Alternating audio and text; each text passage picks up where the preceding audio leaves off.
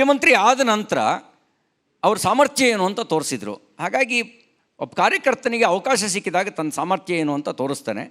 ಇಲ್ಲಿರುವ ಭಾಜಪದ ವೈಚಾರಿಕ ಗರಡಿಯಲ್ಲಿ ಪಳಗಿದ ಪ್ರತಿಯೊಬ್ಬ ಸಾಮಾನ್ಯ ಕಾರ್ಯಕರ್ತನೂ ಕೂಡ ಸ್ವಾಭಾವಿಕವಾದ ಯೋಗ್ಯತೆ ಅವನಿಗಿರುತ್ತೆ ಅಂತ ನನ್ನ ಭಾವನೆ. ಸಿಟಿದವರು ಈಗ ನೋಡಿ, ಮೋದಿ ನಂತರ ಯಾರು ಅಂತೇಳಿ ಪ್ರಶ್ನೆ ಬಂದಾಗ ನಮ್ಮ ಹತ್ರ ಉತ್ತರ ಇಲ್ಲ ಅಂತ ಹೇಳಿದ್ರಿ. ಆದರೆ ಒಂದು ಕಡೆ ಉತ್ತರ ಭಾರತ ಅಂತ ಬಂದಾಗ ಯೋಗಿಯವರ ಹೆಸರು ಈಗ ಸಂಚಲನವನ್ನು ಸೃಷ್ಟಿ ಮಾಡ್ತಾ ಬರ್ತಾ ಇದೆ.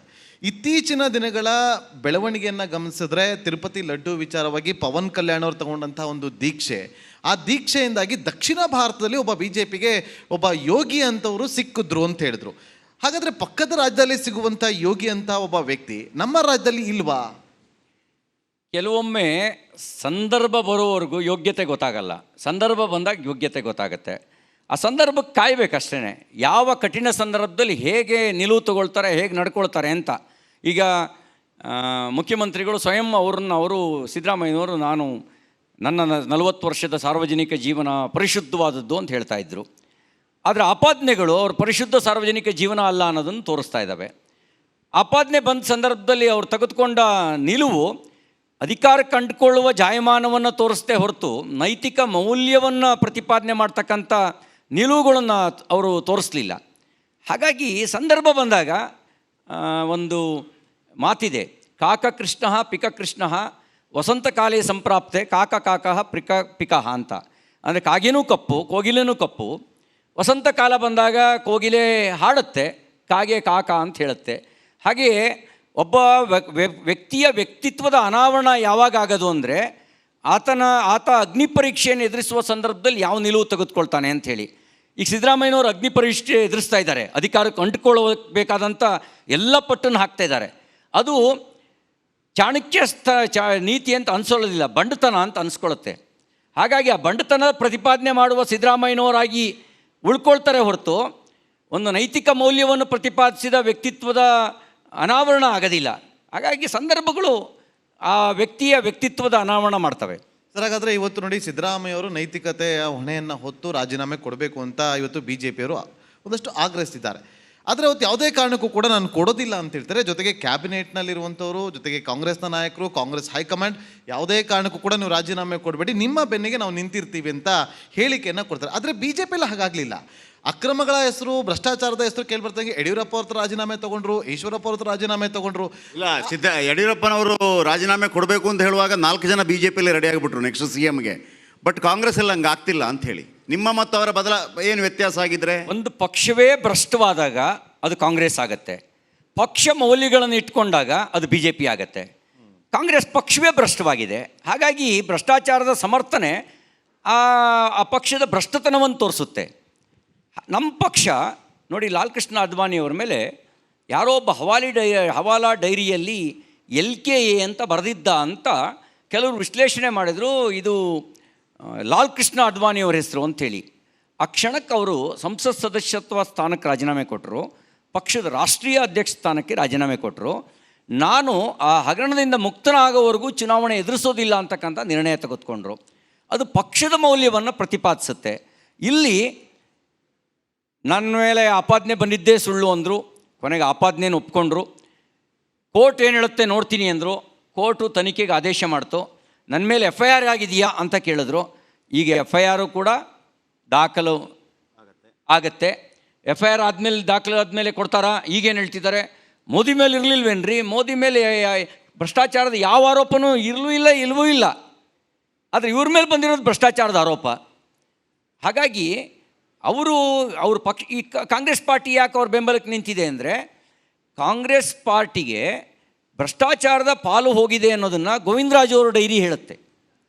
RGಗೆ ಎಷ್ಟು ಕೊಟ್ಟಿದ್ದೀನಿ, SGಗೆ ಎಷ್ಟು ಕೊಟ್ಟಿದ್ದೀನಿ ಅನ್ನೋದನ್ನು ಗೋವಿಂದರಾಜು ಅವರ ಡೈರಿ ಹೇಳುತ್ತೆ. MLC ಗೋವಿಂದರಾಜು ಅವರ ಡೈರಿ. ಭ್ರಷ್ಟಾಚಾರದ ಪಾಲು ಹೋಗಿರೋ ಕಾರಣಕ್ಕೋಸ್ಕರ ಭ್ರಷ್ಟಾಚಾರವನ್ನು ಸಮರ್ಥನೆ ಮಾಡ್ತಾ ಇದೆ ಕಾಂಗ್ರೆಸ್ ಪಾರ್ಟಿ. ಓಕೆ, ಕೇಂದ್ರದ ರಾಜಕೀಯಕ್ಕೆ ಬರೋಣ ಸ್ವಲ್ಪ.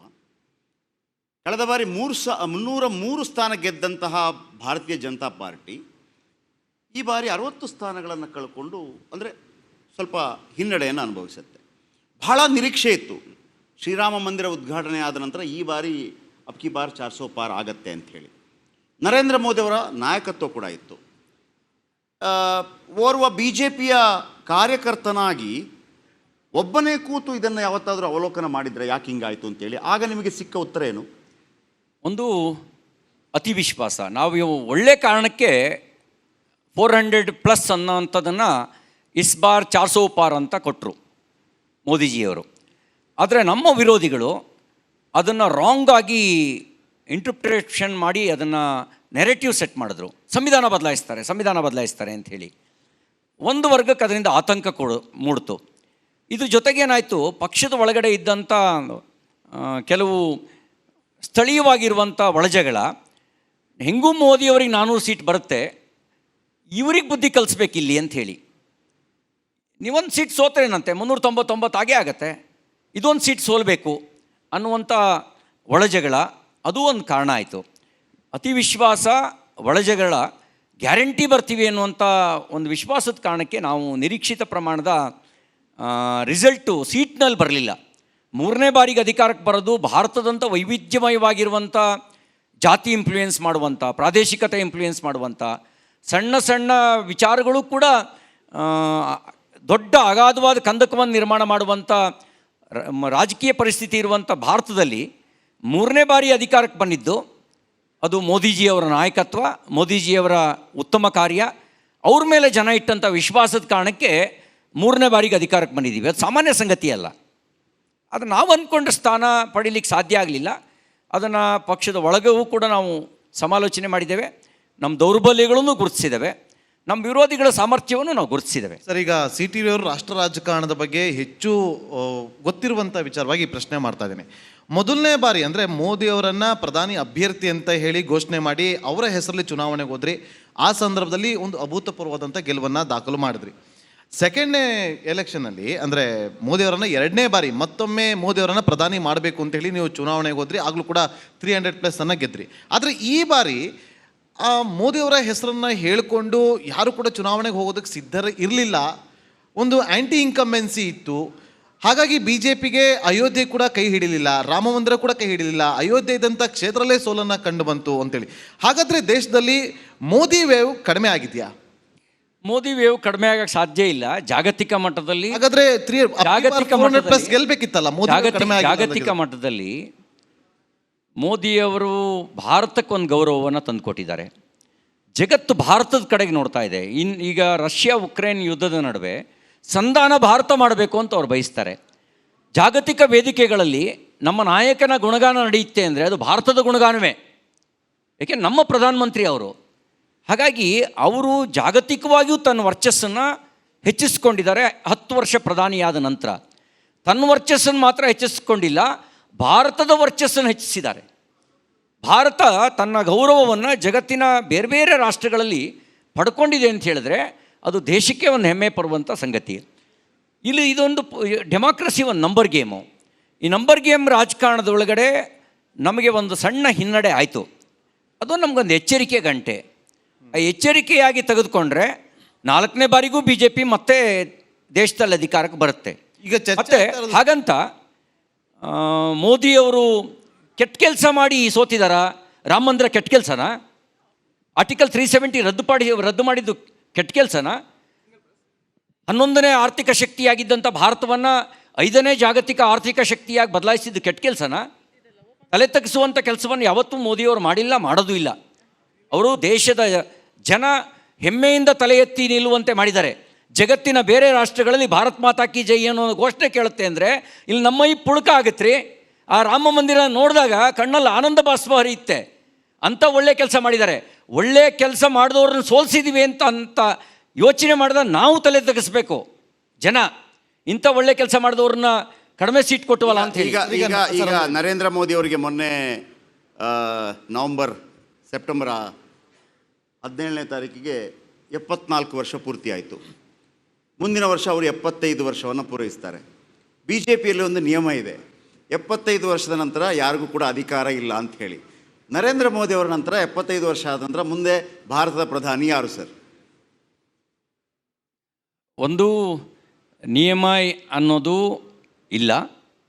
ಅದು ಇದ್ದಿದ್ದರೆ ಯಡಿಯೂರಪ್ಪನವರು 4ನೇ ಬಾರಿ ಮುಖ್ಯಮಂತ್ರಿ ಆಗ್ತಿರಲಿಲ್ಲ. ಆ ನಿಯಮ ಅನ್ನೋದು ಇಲ್ಲ, ನಂಬರ್ 1. ನಂಬರ್ 2, ಪಕ್ಷ ಬಯಸುವಷ್ಟು ಕಾಲ, ದೇಶದ ಜನ ಬಯಸುವಷ್ಟು ಕಾಲ ಮೋದಿಯವರು ಅಧಿಕಾರದ ರಾಜಕಾರಣದಲ್ಲಿ ಇರ್ತಾರೆ. ಮೋದಿಯವರು ಯಾಕೆ ಅಧಿಕಾರದ ರಾಜಕಾರಣದಲ್ಲಿ ಇರಬೇಕು ಅಂದರೆ ಅವ್ರ ಸ್ವಂತಕ್ಕೆ ಅಂತ ಏನೂ ಯೋಚನೆ ಮಾಡೋದಿಲ್ಲ. ಬಹುಪಾಲು ರಾಜಕಾರಣಿಗಳು ಸ್ವಂತಕ್ಕೆ ರಾಜಕಾರಣ ಮಾಡುವಂಥವರ ಸಾಲಿನಲ್ಲಿ ಮೋದಿಯವರಿಲ್ಲ. ಅವರು ಸ್ವಂತಕ್ಕೆ ಯೋಚನೆ ಮಾಡಲ್ಲ, ದೇಶಕ್ಕಾಗಿ ಯೋಚನೆ ಮಾಡ್ತಾರೆ. ಹಾಗಾಗಿ ಮೋದಿಯವರು ಅಥವಾ ಮೋದಿಯವರ ಥರದವರು ಸದಾಕಾಲ ಭಾರತದ ನೇತೃತ್ವವನ್ನು ವಹಿಸಬೇಕು. ಹಾಗಾದಾಗ ಮಾತ್ರ ಭಾರತ ಜಾಗತಿಕವಾಗಿ ನಂಬರ್ 1 ಆಗುತ್ತೆ. ನಾವೇನು ವಿಶ್ವಗುರು ಆಗಬೇಕು ಅನ್ನೋ ಕನಸಿದೆ, ಆ ಕನಸು ನನಸಾಗತ್ತೆ. ಹಾಗಾಗಿ ಮೋದಿಯವ್ರ ಥರದವ್ರು ಇರಬೇಕು. ಸರ್, ಈಗ ನೋಡಿ 4ನೇ ಬಾರಿಗೂ ಕೂಡ ನಾವು ಮತ್ತೊಮ್ಮೆ ಕೇಂದ್ರದಲ್ಲಿ ಅಧಿಕಾರದ ಚುಕ್ಕಾಣಿಯನ್ನು ಹಿಡಿತೀವಿ ಅಂತ ಹೇಳಿದ್ರಿ. ಆದರೆ ಈಗ 3ನೇ ಬಾರಿ ಅಧಿಕಾರದ ಚುಕ್ಕಾಣಿ ಮಿತ್ರ ಪಕ್ಷಗಳ ಸಹಾಯದಿಂದ ಹಿಡಿದು ನೀವು ಮುನ್ನುಗ್ತಾ ಇದ್ದೀರಿ. ಆದರೆ ಎಲ್ಲೋ ಒಂದು ಕಡೆ ರಾಜಕೀಯವಾಗಿ ಚರ್ಚೆ ಆಗ್ತಾ ಇದೆ. ಬಿಹಾರದಲ್ಲಿ ನಿತೀಶ್ ಕುಮಾರ್ ಅವರು ಇನ್ನೇನು ಕೆಲವೇ ದಿನಗಳಲ್ಲಿ ಹಿಂದೆ ಸರಿತಾರೆ, ಆಂಧ್ರದಲ್ಲಿ ನಾಯ್ಡು ಅವರು ಕೂಡ ಹಿಂದೆ ಸರಿತಾರೆ. ಈ ಥರದ ಚರ್ಚೆಗಳಾಗ್ತಾ ಇದೆ, ಹೌದಾ? ಅಂದರೆ ತೂಗು ಕತ್ತಿ ಮೇಲೆ ಇದೆಯಾ BJP? ರಾಜಕಾರಣಗಳು ಚರ್ಚೆ ನಡೀತಾನೆ ಇರ್ತವೆ. ಆ ಚರ್ಚೆ